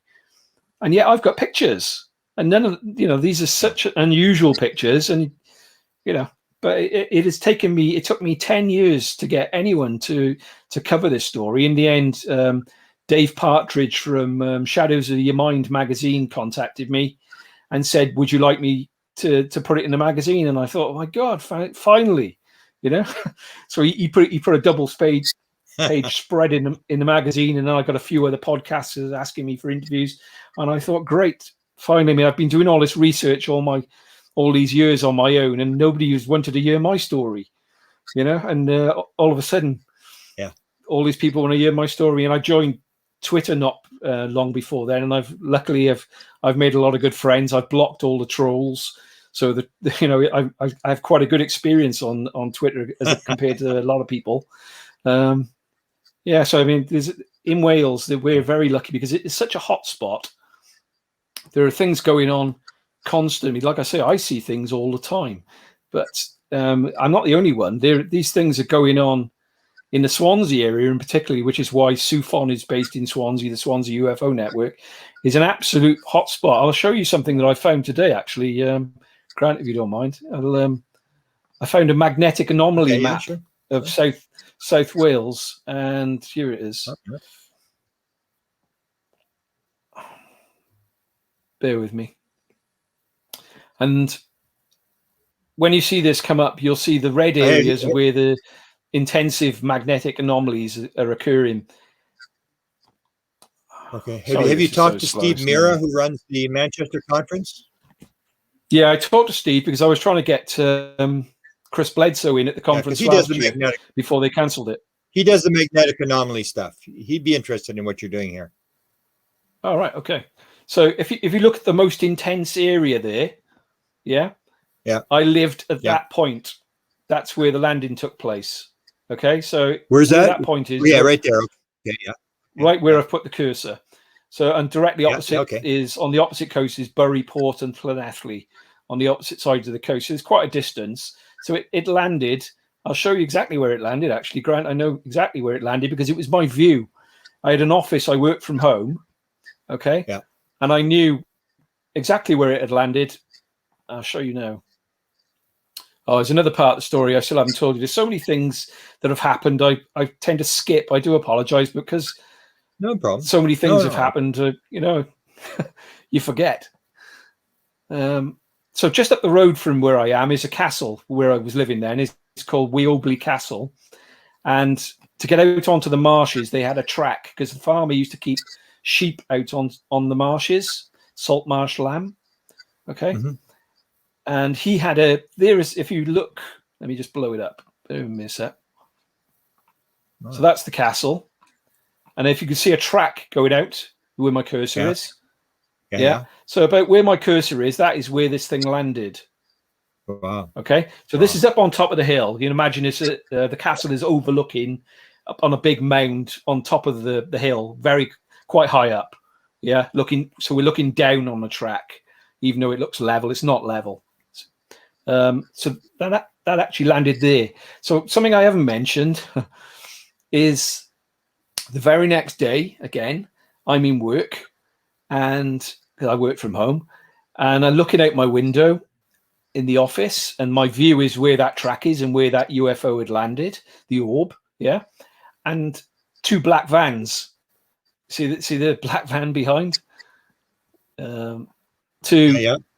Okay. Yeah. two Yeah. black vans are parked at the spot where this UFO had landed. I didn't see them get out there. Didn't see them drive out there because I'd probably been on the phone. I was very busy at that time in my business, and I was literally working 7 days a week, very long hours. And anyway, I saw these two black vans with my eyes. I didn't have my binoculars with me because I'd left them at the top of the house when I'd been looking at it, the day before. But I looked down, and there's three or four guys. I'm not sure if it was 3 or 4, but 3 or 4 guys wandering around, looking around the very spot where this object had landed, and they looked like they were using metal detectors. Okay. So I thought, well, that's what was strange about this was, okay, I'm thinking, who the hell are these guys? Because I'd never seen anyone out on that track or out on the marshes apart from the local farmer. And he was based right by the way that castle was that I just showed you. Okay. That was his track. And that's that's the way he went out to look after his cattle and his, the horses and the sheep that were out there. So I have no idea who these guys were. So I couldn't see them properly, but I do think they were using metal detectors. I then got back on with my work because I couldn't see them well enough to, I didn't have my camera to zoom in or anything. So I didn't pay them much more attention. Then I thought to myself a few days later, I need to go to the castle. Yeah. So I didn't actually do it at that point. I did it a few weeks afterwards. But I said to my wife, we've never been to the local castle. Let's go to the castle. My real motive was that I wanted to speak to the farmer. Yeah. And find out who these people were that he'd let onto his land, because I'd never seen anyone else there. So I went to the castle, and they had like I think it was like a marquee from what I remember up outside the castle at the time. And it was like a little coffee shop there. So we looked around the castle. I did that bit. And then I said, well, let's go in here. And I thought I'll ask the woman in the castle, how can I meet the farmer? Yeah. So I go in and I ask the lady who's on the till, how can I meet this farmer? And so I can speak to him about these vans. And she's, as I'm in there, there's a bloke in there, a fella in there. And he says, I'm the farmer. Okay. So I thought I couldn't believe my luck. I say to him, I explained to him what had happened a few weeks previous, what I'd seen. I'd seen these black vans, and I said, well, who were these blokes? Who were these men that you'd let out there in the black vans? And he looked at me with a puzzled expression and says, I don't know what you're talking about. I've never let anyone out on the marshes. And he said, come with me. So he takes me down to the gate that's at the top, we're down the hill a bit. There's a gate, a locked gate, and it says private property, keep out. And he said, as you can see, I don't let anyone out onto the marshes. Okay. And he said, I've never let anyone out on the marshes. I mean, I'd only ever seen him out there. We'd lived there for 2 years. And in that 2 years, I'd seen him out there 3 or 4 times. Yeah. So that's how, strange that there were black vans out there, the very next day, 3 strange people, I don't know. I know it's black vans and everyone's going to say men in black, but I can't help the fact these were black vans. Okay. I'm not going to embellish or anything. And they were white, but no, they were black. So I'm going to say they're black. So, I mean, do you think there's any more reality to that than the helicopters? Well, I don't know. I mean, I've been told since, or hinted at since by people that the SAS are based in Wales because there are 3 bases in the UK for the SAS, okay, and a special boat service, and they're all their bases are based either in Wales or on the edge of Wales in a triangle formation. Okay, I know it's a triangle, but it is a triangle formation. But I've been told that they're in Wales for a purpose, and the purpose was hinted at that it may be because if anything happens to do with this subject, they are available in a cleanup operation, or I don't know. I mean, I don't. You can take that as you will. I don't know what to make of that. But I was told basically, I was hinted at that the black vans could be SAS guys, and they were there basically to mop up. You know, we hear about the metals being dropped, like Chris Bledsoe's when he, they dripped the metal and things like that. And we Grand Tour, the white powders we hear about. Maybe they were there clearing up that sort of thing. I've no idea, trying to find something. But I never heard any more about them. But the so question, I really can't say. The question would be, how would they know? Yeah, well, I think they're obviously tracking. The question these always things. comes up: how would they know? It's the same as Chris Bledsoe has that report where the day after, or Tony Bintz will have the thing the day after your events, helicopters show up, and you wonder how do they have that kind of technology that they can actually find out where these things are landing, or is this the phenomena itself playing some sort of game? I think it's a bit of both. I'm pretty certain. I mean, because you've already determined the helicopters probably aren't real. Yeah, and the helicopter was definitely not real. I mean, helicopters don't vanish before your eyes. The sound of a helicopter doesn't vanish. That was definitely a fake helicopter of some sort of But I realise that now. I'm lucky that other people would have just assumed that was a helicopter and thought that it was a military operation, or it was a police operation, or it was a Coast Guard operation, and not paid any attention. But because I've seen these things manifest before me and do this sort of thing in the past, I'm now aware. I had only a few months back, I videoed some helicopters flying over. They were circling my house, and then they flew off into a field just over it, not far from where I am now, and just circled the field round and round and round and round. No reason, no rhyme or reason. I've got a video of that. There's no purpose to it. There's nothing in that field. So were they really helicopters? I don't know, but I've got a video of it. Very strange. Did you talk to Chris Bledsoe about his helicopters? Chris, I don't think Chris has ever mentioned helicopters. Carry on, yeah, he had helicopters too.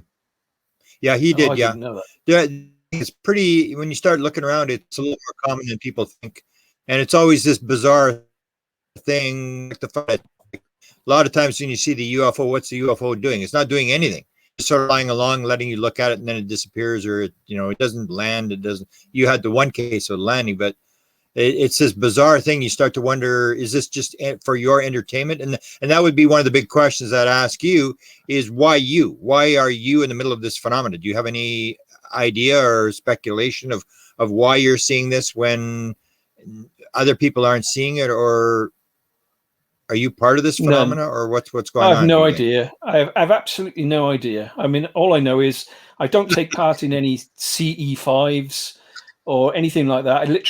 I go outside, and when I least expect it is when I see them.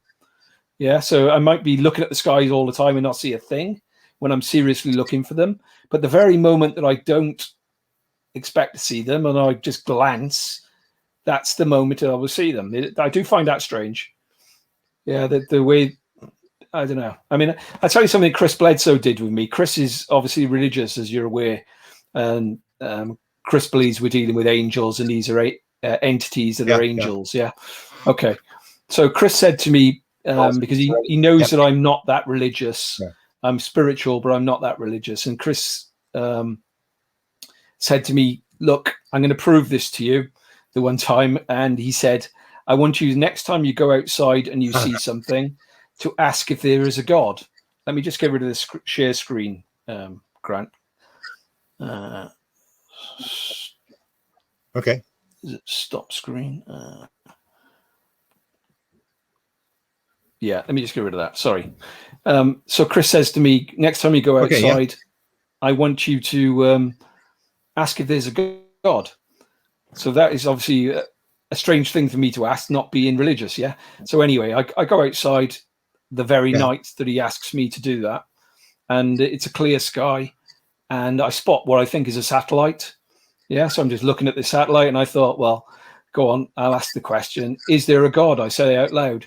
And as I'm looking at this satellite, another satellite appears, all from different directions, crisscrossing. 30, I'd say at least 30, boom, boom, boom, boom, boom, all from different directions. This is not Elon Musk's Starlink, where they're all in a row. Okay, so I know people are going to say, that's a Starlink. No, I'm not stupid. I know the Starlink, and I know what a satellite looks like. I've been looking up at the sky long enough to know what a satellite looks like.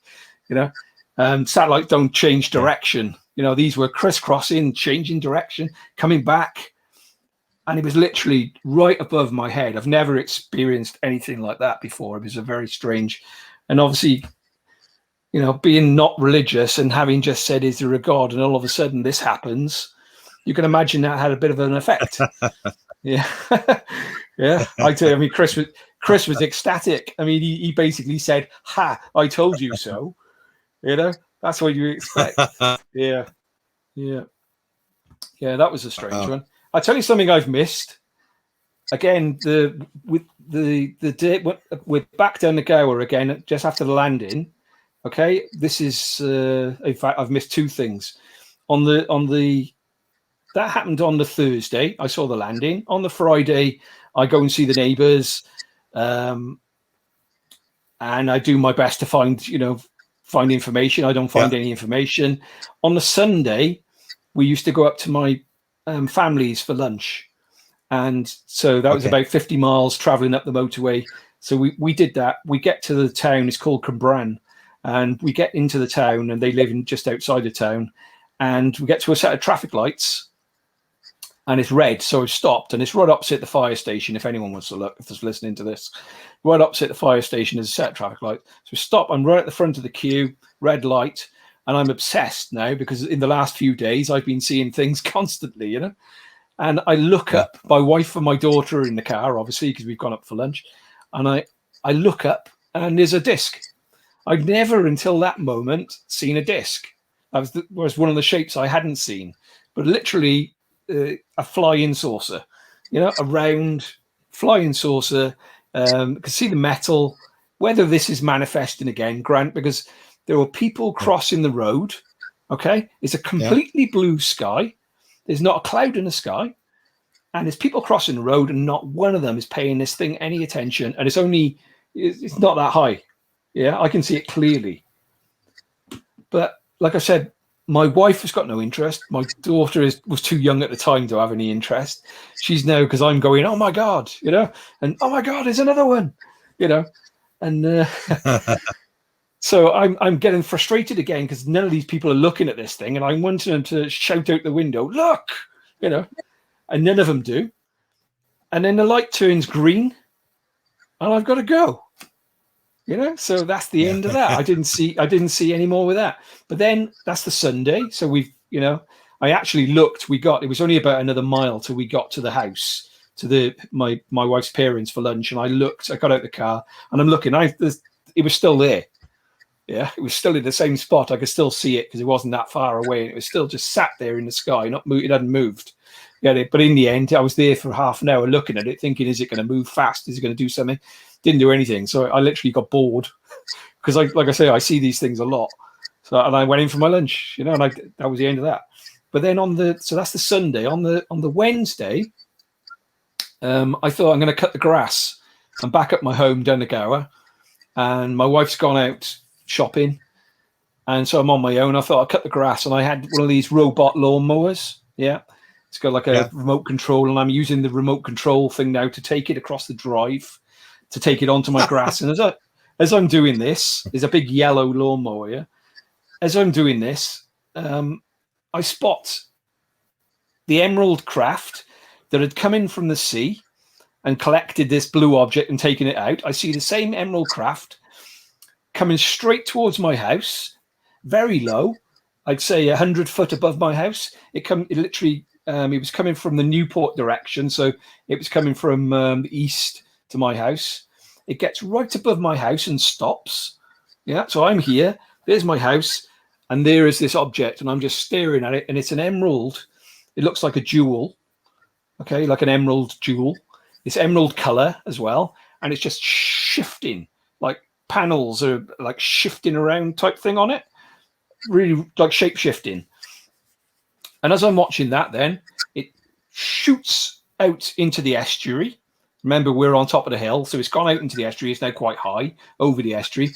As it gets into the center of the estuary, it takes a sharp left, like a boom, straight left. There was no no banking or nothing. It literally went out like that, anyway, boom, like that. The ridiculous speed. And I'm in awe now looking at this thing. As I'm looking at it go off in the distance, there's a roar behind me and 2 fighter jets knocked me off my feet, right? They were at the same height, literally just above, same, 100 foot above my house. Like the roar was deafening. I'm now on top of the lawnmower, literally on the floor, on top of the lawnmower, watching these 2 fighter jets take exactly the same path into the estuary, and then they bank. They couldn't take a turn like this thing had. They banked to the left, but they had missiles on them, Grant. I didn't see, whether they were British or American, because we've got both. Obviously, over here we've got American bases, military bases, air bases. So it could have been Americans, or they could have been British. I'm not sure, but no wife to see this going on though. I'm on my own again, Grant. No witnesses. I looked on the news again, nothing. I listened to the radio, nothing. I went on I tell you something I didn't tell you. When I had this was about the time I started trying to post things on the internet. I went on a website called Above Top Secret because I couldn't find anywhere to post. Yeah. There was nowhere really to post. One website I think called UFO UK or something like that.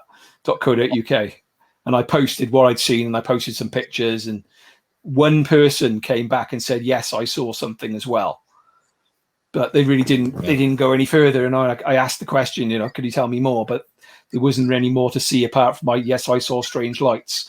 So that was the only witness I ever got in contact with. I lost my train of thought. So Above Top Secret, I posted on there. Yeah, and I put all my pictures on there. I put the Google Earth location, so that I'm showing them that it's in the middle of the estuary, And all I was getting back were people telling me, "This is rubbish. This is rubbish. Your pictures are rubbish. You're not showing us anything we haven't seen before. Those are street lights. Street lights in the middle of the estuary, Grant. You know what I mean?" And I'd shown them. I said, look, what are you talking about? They're not street lights. There's any street lights that you can see are in the background on the opposite coast. Yeah, because it was night and there were street lights on the opposite coastline. But the pictures I was showing were the close-ups of the best close-ups I could do of the actual objects. Yeah, I didn't see the point in showing them the street lights. So I took myself rapidly off that website, and I've never been back on there. Yeah. Well, you're gonna get that kind of stuff. Yeah, so that is basically where I am with it's never ended for me. I see the things if there's a clear sky and I really want to see them, I can see them anytime I want to see them, it seems. Yeah, I bought myself for Christmas. I bought myself my wife bought me a Cyan-X color night vision camera because I was seeing everyone was using these cameras. Chris has got one. Yeah, Chris Bledsoe's got one. He gave me the idea. I'll get myself one, I thought. So I get one. It was bad weather up until about the 7th of January. We're in Wales, which is notoriously wet. Okay. And cloud is constant cloud cover. I think, like I say, if we didn't have the constant cloud cover, I would be seeing these all the time, and I could video them, take pictures all the time. I'm sure of it. But anyway, about the 7th of January, we finally get a clear sky. I hadn't turned the camera on apart from in the house to make sure it worked. I go outside for the first time. I literally switch it on. I look up, orb. Very first thing I see, there's an orb. I'm looking in my eyes. There's nothing in the sky. Okay. Yeah, I've got a video of that, actually. I took the video of it. It's got erratic flashing going on. There's no sound. You can't see it with your eyes. Later when I went in, I checked. There was nothing on the flight radar. There was nothing on the satellite apps. So it all intents and purposes, it was a UAP or an orb or whatever you want to call it. Yeah, strange. But the very first time I turned it on, literally, as soon as I put it to video, there was an orb. It's crazy. Absolutely crazy. I have no idea why I get to see them like this. No idea.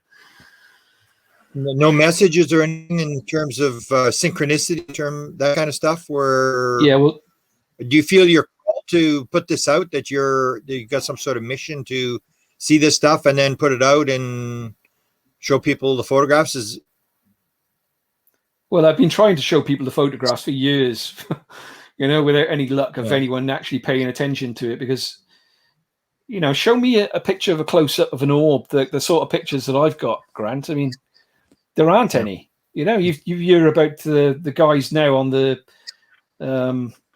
ship where Corbell has just put out those triangle type shape objects, and I'm hearing that they weren't triangles at all, that they were actually orbs, red orbs that they were seeing. Okay, that's what I'm hearing in the background, that they weren't triangles. There was no triangles seen, that was a camera effect, is what I'm being told. I mean, explain to me what the Viper teams were doing there, and what the Viper teams were doing filming the radar. Very strange. I mean, the fact that I'm wondering whether or not there was a nuclear sub in the area, and that initially attracted these orbs to the nuclear sub. Yeah, nobody's really talking about that. I mean, near you, any nuclear connection to you, or are there subs off the coast there, or is it? No, I mean, but South Wales, like I said, is an absolutely, you wouldn't believe. I mean, it is all, the whole of South Wales seems to be intense UFO activity. I mean, you've probably heard of the Penturk incident that's been in the UFO Twitter, and it's been all over YouTube, and there's been a lot of things discussed about that. I mean, there are new witnesses. I've just done an interview with the guys at Swansea UFO Network, because they found a new witness, and there's even more coming out on that now. They've just announced that they've actually got a witness who took pictures, and those will be the first pictures that I've seen. I've seen the pictures, and they're quite interesting pictures. But I've been sent things all the time, videos from people in this area, and they're amazing. Some of they're far better than you'd see elsewhere in the world. That I've seen videos of orbs. The orb pictures are absolutely incredible, and some people are obviously lucky that they're able to video these. Like I say, I seem to have trouble. Like Chris Bledsoe seems to have trouble now and then with when he takes pictures and they come out a little bit fuzzy, and everyone complains that Chris's pictures aren't any good. But at the end of the day, Chris is seeing these things so often, and I know that Chris is genuine because I see the same things. Yeah, he shows me what he's seeing, and I'm seeing the same thing. So I know I'm being truthful. So I'm I've got to believe that Chris is exactly the same as me. He's a good guy, What's your overall impression? What's going on? What are UFOs? What are UAPs? Any concept of what's actually going on? What are we interacting with here? Yeah, I think we're interacting with dimensional beings. I'm not sure whether they're craft or not, because do craft manifest on their own, or I'm not sure. I mean, so whether or not the orbs are a being inside them, I don't know, or whether they are a craft inside them. And you saw the blue object that came out of the orange orb picture I showed you. That looks like a craft of some type. I'm not sure, but I think we're dealing with dimensional beings. I think they're obviously being here. It doesn't seem to matter where I live, because wherever I live, and I've moved around quite a lot because my family have got illnesses, and we moved away quite a long way from home, and then the family home, and then we kept on moving back closer and closer and closer, and I see them wherever I am. It doesn't matter. So these things are anywhere, absolutely everywhere. Chris seems to think that they follow him around. I'm not sure they're following him around. I think they're everywhere. And so wherever Chris is, he's going to see them. Yeah, same thing. And I think that's the same with me as well. And I think that's the same with Year of Damien Knott in Australia, where Damien, he doesn't do CE5 or anything like that either. He sounds a lot like me and him, sound very similar. And we're pretty blasé about this, and we just see them. I mean, it's a big deal to everyone else. It's not so much a big deal to us because it's pretty normal. We've been seeing them all our lives type thing, which is why I don't bother taking that many pictures anymore, because I don't know what they are. So what's the point in taking a picture? They're just going to confuse me again. I mean, I do it for other people. I've just bought another camera, and I got the Cyan X, and when the weather now was changing, we've got summer now, and I'll go outside and I'll try and capture a few things for other people. It's more for other people though. I think I'm going to leave it to the likes of the scientists, to be quite honest with you, to tell us, what we're dealing with. Give them the data, get a Sky Hub. I've just bought all the parts for a Sky Hub, and I'm going to get that built now in the next few months. Hopefully I can get some things captured for them and let them get some information back from it. But I think the other thing we're dealing, yeah. Have you been talking to Bob McGuire? Works a little bit for Sky Hub. He used to be with Intelligence and University of Virginia and stuff like that, where he's with his, because he does photo analysis and stuff. Has he seen your photos? Yeah. I know Bob well. I mean, through Chris, I be honest with you, when I first, oh yeah, that's right. I noticed that Bob was talking with Chris, and so I researched Bob, and so I know a lot about Bob. I found out a lot of things about Bob. Yeah, in fact, I'm interviewing Bob on Thursday, so you're aware. Yeah, you seem to be interacting with a lot of the major figures in ufology. Have you learned anything from the, like, people like Bob, or well, you said you talked to Puthoff and Eric Davis, and you talked to Greenstreet at New York Post. So are you learning stuff from these guys? Are you, is it helpful in terms of? Yeah, I am. Yeah, I learn an awful lot. I'm interacting with a lot of people. I mean, I'm amazed it's taken me and you so long to speak, to be honest with you, Grant. You're one of the last few people that I don't speak with. And I look at things like, I'm looking into Zodiac now. I mean, you probably heard the interview with Richard Dolan when he asked Lou Elizondo, what did he know of Zodiac? Because that's been a big interest of Richard Dolan for quite a while, MJ12 and Zodiac teams. And so I've been doing some research on them. And I'm now, I passed that info on to Tom Whitmore. And I'm talking to Keith Basterfield. Keith just sent me everything he has on that, and I'll send him everything I have, and we're in chat groups that are decent chat groups. We're knowledgeable people like Ross Coulthard are in our chat group now. So we've been doing our best to educate Ross on the topic and get him up to date and sort out his meetings, who he should meet, and try and give him the right questions. I mean, Ross is obviously brilliant investigative journalist anyway, so he's got amazing contacts himself, but we've just done our best. I've done my best to try and help him every time I see something that he should know. I point it out to him. I'm researching for a lot of people, because I'll bring you on my disclosure panel. We have a disclosure panel. Yeah, I was supposed to be on your disclosure panel. Dave Altman invited me on. I couldn't make it, unfortunately. Wow, yeah, you should. Yeah, you should come on, because we have these discussions, because you seem to be on the leading edge. Is there anything that you can sort of give me a heads up on? Like, we're talking about the end of the month. Hal said not a chance.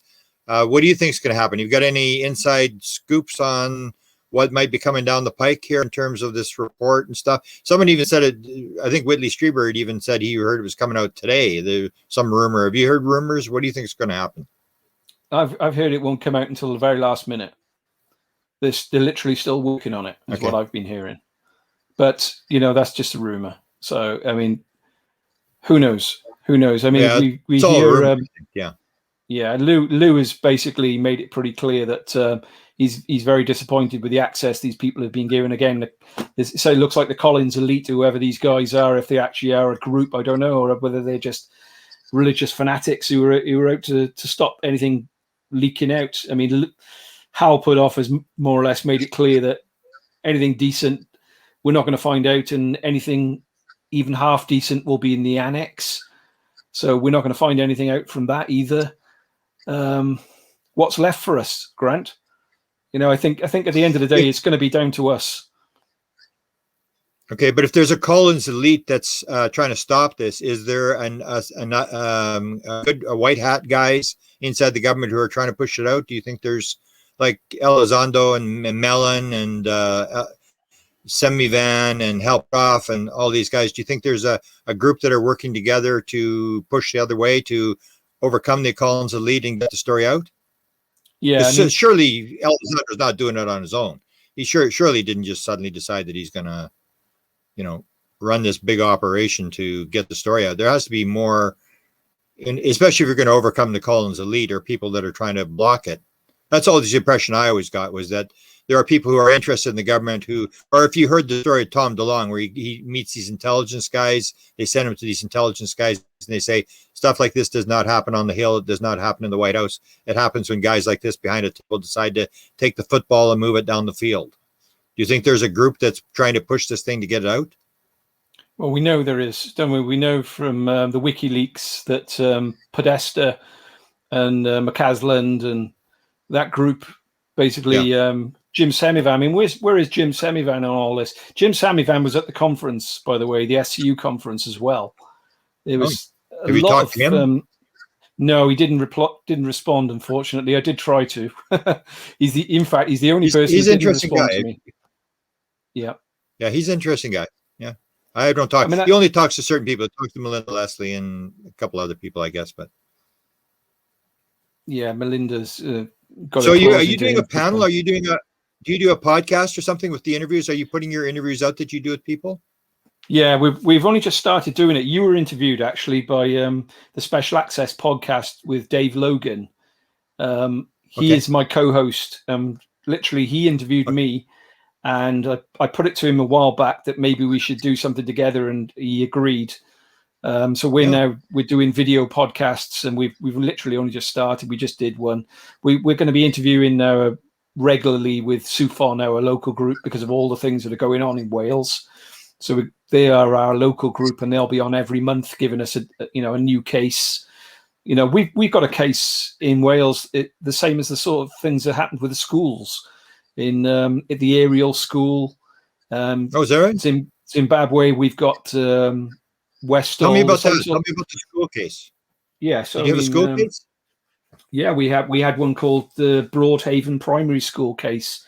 Happened in I've actually got that written down. Bear with me a second. It happened in 1977, and the kids. I got some pictures actually, if you want to see. I'm interested in this kind of stuff. So they got the kids all to draw the pictures. A craft came down exactly the same. It was in West Wales, in Pembrokeshire, in, like I say, 1977. Broadhaven Primary School. Did you write this up, or did someone write this up? Are you doing a show on it? I'd be interested to see that. We will be doing an interview with the guys from SUFON, the team. That one won't be for a couple of months because we've got quite a few other cases in front of it. Yeah, but we will get to that one. But I can point you to there has been lots of presentations done on that. Yeah, so I can point you to a YouTube channel where all the in fact on my YouTube channel I've got them all. Let me just share the screen, and I'll show you some of the pictures that the children drew. Yeah, this is interesting stuff. Did Preston Dennett cover it in his book? He did a book on school cases. Did he cover that one? I'm not sure. I've only recently, strangely, I've only just started chatting with Preston. I'm not sure he's like yourself. I haven't really had much contact with him. Yeah, he did a whole book on school cases. Right. Yeah, I think he's brilliant, actually. I mean, I've been looking since I got that contact. I've been researching him. Yeah. There we go. So these are the children as they were. Sorry, it's a bit How many slow, kids were involved? I don't know why it's doing this. Well, a whole classroom of kids, I think, or most of the school. I'm not actually sure. I mean, it was in this picture. There's quite a few children. Is this a landing? There you go. So all those kids saw it, and they all drew their own images. It made the press. Wow. Yeah, it was literally just above the ground. When it was spotted by the children, they chased it and they went behind some trees. Very interesting case. But I've got some more pictures of that actually. That's pretty powerful stuff when you get kids. There's a school. Okay. Yeah, that's as it is now. These are some of the pictures that the kids drew. So it was like a cigar-shaped object was the main description when you read the descriptions themselves. Yeah. That had about a third of the way had a dome on the top. Wow. So it's Are hiding these behind witnesses trees. around now growing up? Yeah, and some of them have been to our conference. And like I say, I'm now part of the SUFON team in Swansea, and we've had presentations there, and there are video presentations that I can show you. That one of the pupils is, Wow. He's had an interest all his life since this point, and he gave a presentation and told them what they say. It was quite a quick. It wasn't there very long. Yeah, I try, mate. Honestly, I've been doing this for quite a while, so I should know a little bit. One showed a being. Was there an actual being there? Was there a being involved? I saw I believe that a couple of the pupils said that they saw a being. I'm not sure that the main witness has said that. What else have we got? We've got other things in Wales that have happened. We've had crashes. There was a place called Lania in West Wales on the coast where a farmer basically woke up and found that his fields were covered in debris and the treetops were taken away, and this was scattered over 3 or 4 fields, and the military turned up and took away all the debris, cut down the trees, and took away about a foot of the soil. Yeah, so this is an interesting one again. Wow. What year was that? I'll send you some details, Linnea. That was in 1983, January 1983, the same month as the Night of the Triangles. Yeah. Is that right? Yeah, the same month, the same year, same month. I'm not sure whether it was the same, the 19th of January was the Night of the Triangle, so I'm not sure the actual date. But this is some of the metal that was found. I mean, it did get sent off to, some of it got sent off to Gary Nolan to get tested. And I'm not sure the isotopes might be from Earth, but then the isotopes that are now, he's testing now with Valet are also from Earth, as we know, So I'm not sure. I mean, originally Valet looked at his slag materials and said that, when they checked the isotopes originally, they were Earth isotopes, so they didn't pay much attention. It was only when they really studied the fact that these were subatomically manufactured that they realized, hang on, we can't do that. Yeah. I mean, I'm not sure about this case. So this is it's a case that's been around in Wales for a bit, but I haven't really researched it that much. So I need to do a bit more on it before I'd say that this is genuinely a UFO case. But the guys at SUFON seem to think that this has got merit and is worth investigating further. So I've got some more pictures of that actually, if you want to see. So much material. There we go. So it's like a hexagon. I mean, just this honeycomb stuff. Just blow that up because that looks like the gifting field stuff. Yeah. That was in the gifting field. The Tyler D stuff from New Mexico. There's even Chris has a photo. I don't know if he made it public with you, but yeah. So that honeycomb stuff is pretty common. So we don't call him Tyler D anymore on UFO Twitter. We call him Timothy E. Taylor. I investigated him quite heavily. Yeah, you've met him, haven't you, Grant? So this is Tim. Yes, I met him once, and I had one phone call with him. So why are people using his name now? So we're using his real name because he's been outed basically on UFO Twitter for about a year and a half. So even Ryan Bledsoe calls him Tim now. Yeah, he doesn't refer to him as yeah, we're not referring to him as so that's the guy. Anyone who doesn't know. Anyone who's watching this will just tell them that Tyler from American Cosmic, where Diana Pasulka's book, this guy is basically Tyler from American Cosmic. So if you haven't read that book, guys, if anyone is watching this, read it because it's an excellent book. And I've researched him heavily. Actually, you haven't. I've looked into him quite extensively. I've been trying to find out why he's called the Dragon and why his boss is called the Hammer. Have you got any ideas on that? Good luck. No, Yeah. no, I just know that. I don't know. I guess the code I names. mean, I I know. guess it's like Well, the whatever. hammer is basically in Hebrew means the hand of God. Yeah. Okay.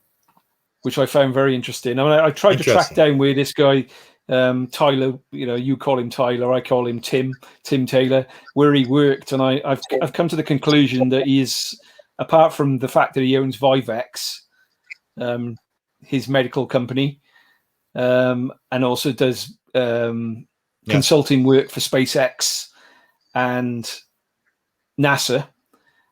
And we already know about all the three-letter agencies he's involved with. Yeah, there's no need to go into them. But I believe he's working at Sandia, Yeah. DOE, and I'm pretty certain that he's got something to do with building miniature It's a satellites. couple conversations. Yeah. So I'm spilling some beans here for everyone that's watching as well. Interesting guy. Yeah, you also know that Bob, who we've got on You got some interesting a couple of days. Bob is Bob who? also made Bob Maguire. Yeah, you're good friends with Bob now. Bob made it clear. I mean, I found out this. Oh, okay, Bob Maguire. Yeah, I found out this. I was looking at Bob's CV on LinkedIn, and I noticed that at the top of his CV, he said that he worked at Sandia. LinkedIn. Yeah. Yeah. We all know what we think is going on at Sandia now, like Battelle, yeah, Okay. Grant? So we think the re-engineering work is going on at Department of Energy. Yeah. I mean, Chris Mellon has made it pretty clear Department of Energy is involved, and the main lab is Sandia. So I noticed that, anyway, I looked at Bob's profile, and I saw that he was at Sandia, and I think Bob might have noticed that I looked, yeah, because he knows who I am, and because we've chatted a lot. And within a few days, Bob announced on Facebook that he used to work at Sandia. So I said to him in private, thanks for doing that. It makes it my life a lot easier now you've come out and said that. Wow. Yeah, interesting. I mean, good work. Yeah, like I say, I mean, you know that Bob works on, he's got his satellite company and they're miniature satellites. Yeah. And I know that I know for a fact, I can't say how I know, but I know for a fact that Tim is working on satellites as well, miniature satellites. So you should have a conversation with Bob. Maybe I'll bring it up as the elephant in the room on Thursday when I interview him. He's probably cringing as he's listening to this. Yeah. Or we'll bring you on. Well, the next time we'll bring you on with the disclosure panel. You'll probably have some good questions for when you bring, because we're planning to do a couple this month where, sort of the highlight of, well, this stuff is unraveled, and you get some interesting conversations. You'd fit in well with these people, ask the right questions, and know a little bit of stuff that people would like to know. You got some interesting stuff. Yeah, thanks. I'd enjoy that. That'd be great. And your podcast is going up when? Are you running your podcast like once a week, or maybe you send me your links as well, so I can put your links up as to contact you and watch your stuff and stuff like that. Yeah, we've literally just started. We just did the first video. I mean, Dave's been doing it for a while, but my first podcast we only did a couple of weeks ago, and now we've got another one tomorrow night with Kevin Knuth from SCU. We've got him on, and then we've got Bob on Thursday. We've got Steve Bassett coming up. We've got there's loads, literally loads in the pipeline. We're fully booked now until August. We've got Chris coming on in August. Chris has got a lot going on, you're probably aware at the moment, so he can't come on with us until August.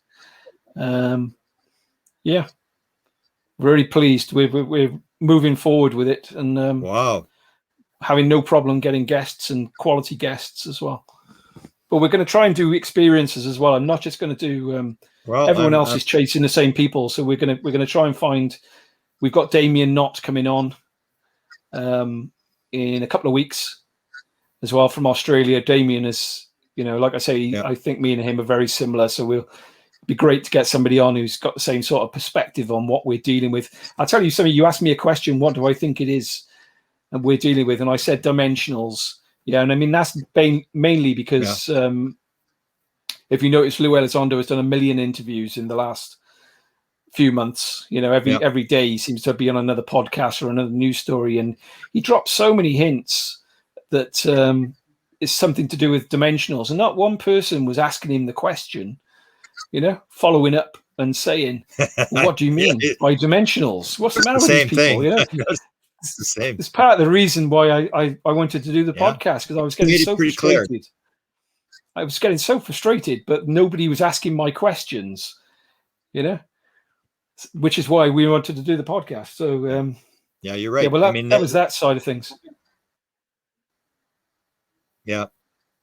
Yeah, that's something I get frustrated with as well, that people, they want the nuts and bolts, they want the simple stuff. And when Lou kept going, you know, is it off world or on world? Well, there's other potential possibilities.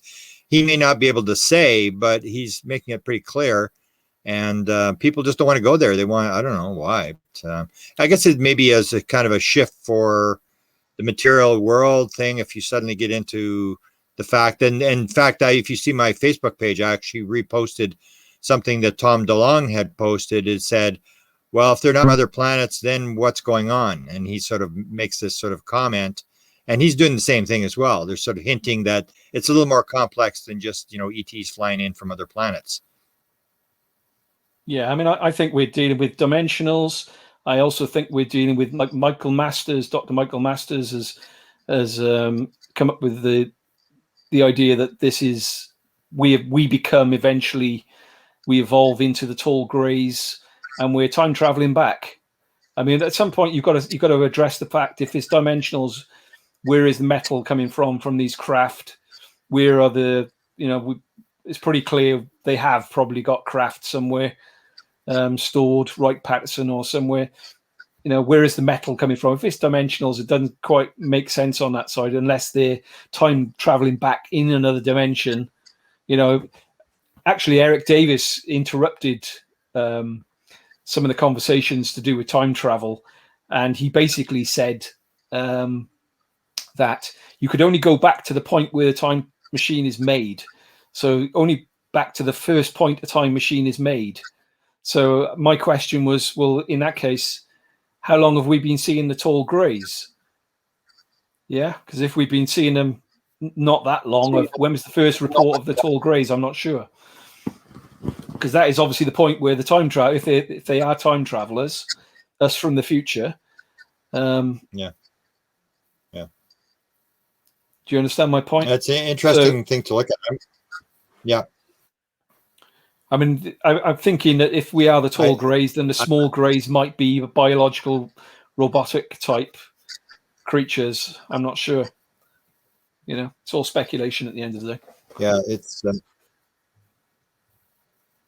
and the thing that I've gotten into is the whole portal thing. The hint, there's always these hints that the portal technology is part that they're popping in and popping out, as Kit Green says. I mean, they're not really flying in. And describe that as well. Helicopter, where it appeared to me just totally just their eyes, would indicate this is a little more complex than just some nuts and bolts thing flying around. Yeah, I completely agree. Completely agree. I think we have got nuts and bolts as well, and I think maybe if we have, that's. I mean, I'm aware that Lou Elizondo made a comment to a few people that we know. Basically, we know who were flying all of the things except for the Tic Tacs. Yeah, and I've been told that he did actually say that. Yeah, so they're worried about who are these things in the Tic Tacs. But the Tic Tacs have been around since the 1950s.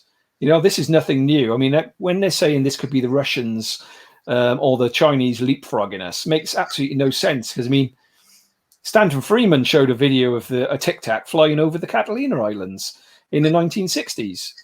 You know, there's no way that they were leapfrogging us if they were already around then. They didn't have the technology then. Yeah. And that point doesn't seem to be being made. Okay. And it's going over people's heads. Strange. Yeah. Well, people like the daily story. They're not really trying to figure it out. Yeah. Interesting. Okay, I guess we'll leave it at that, and let's have another conversation down the road because you're a pretty interesting guy. Send me those links. I'll put you in contact with Tony Bintz out of London because his story is pretty similar to yours with the helicopters, with the sightings, photographing, and I'll put you in contact with Steve Mira on the magnetic anomalies and stuff like that. He's watching that. He's in the London area as well. And send me some links and send me whatever we can. We'll have a conversation and I'll bring you on to some of our disclosure panels. I think it'd be very interesting on the disclosure panels to deal with this because we have, you've probably seen them. We have some pretty interesting high level people that we try to bring on there to analyze what's happening as it's moving because and they're pretty popular. People like to watch them. They like to, get somebody who knows what's going on. I think you're one of the people who has some insight on what's going on. You're not just, an outside observer. You've done a lot of research in terms of talking to some high level people trying to get the answer, which is what I think you try to do is you try to go to the highest level people in the government and find out what they're thinking. And you also deal with the experiencers because the experiencers are the ones that are interacting with the phenomena. That's you got to talk to those people. And so if you're going to do experiences, I've got some really interesting ones you might want to talk to. Yeah, I'd definitely be interested in that, Grant. And I watch all of your, when you film with the panels, I watch all of those, and they've been brilliant. So, thanks ever so much for having me on. I really appreciate Jonathan, it. Jonathan, it's too bad it took us so long to get together. Yeah, well, we've done it now. It's not a problem. Brilliant. Okay, thank you very much for the interview, and make sure you give me a list of all the people you're going to be interviewing because I'll be watching them all. You've got all the key people on there, so thanks a lot. Awesome. Thanks, Grant. Bye now. Okay.